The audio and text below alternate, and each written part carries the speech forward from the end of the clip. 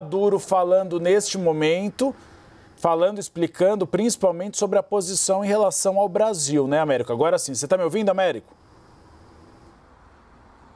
Olá, sim, entrou o som do Maduro e eu não entendi o que estava no ar, desculpe. É que o Maduro, especialmente quis prejudicar a nossa transmissão também, já não basta criticar o Brasil, Américo. Pois é, e é esse visual lindo que eu escolhi aqui para vocês, em cima de uma ponte do lado do Kremlin, o poder na Rússia e sobre aqui o rio Moscou. Mas, Uribe, eu conversei com algumas autoridades do governo brasileiro, assim como vocês, e eu notei duas coisas que deixaram as autoridades do governo muito irritadas. Primeiro, foi essa carteirada que o Maduro quis dar, chegar de surpresa em Kazan, sem avisar ninguém, depois de ter mandado, inclusive, a sua vice-presidente para o país, para Kazan. Eu estava lá, acompanhei essa chegada do Maduro.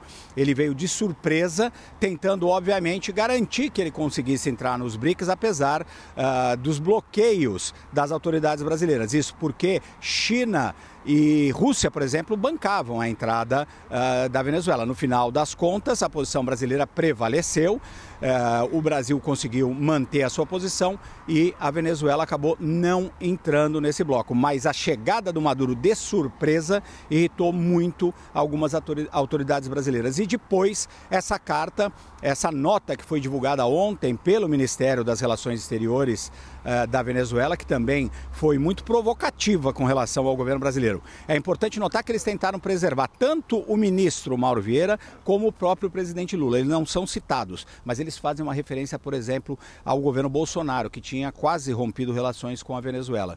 Então, isso irrita profundamente este governo, o atual governo brasileiro. E qual é a avaliação, segundo eu levantei, Uribe e Tainá? É que as relações, do jeito que estão, caminham rapidamente para um congelamento quase total, muito parecido com o que aconteceu com a Nicarágua. Vocês devem se lembrar que a Nicarágua, que também é uma ditadura, prende muitos presos políticos, retirou a nacionalidade, a cidadania de vários opositores, tem muita gente presa, inclusive bispos católicos.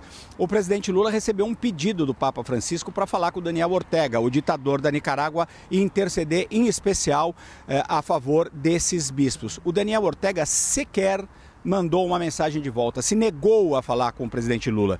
A situação foi deteriorando de tal forma que a Nicarágua acabou expulsando o embaixador brasileiro em Manágua e aí, por reciprocidade, Brasília também expulsou a embaixadora da Nicarágua no Brasil. E as relações neste momento estão completamente congeladas. A avaliação de muita gente em Brasília é que a relação com a Venezuela, do jeito que está, caminha exatamente no mesmo sentido. Por quê? Porque a Venezuela precisaria dar gestos muito fortes de mudança na sua posição. Deveria, por exemplo, abrir diálogo com a oposição, apresentar as famosas atas que jamais vão aparecer de votação. Como não vai acontecer nada disso da Venezuela e eles continuam nessa provocação ao governo brasileiro, tudo indica que nós vamos ver um congelamento muito maior das relações entre Caracas e Brasília.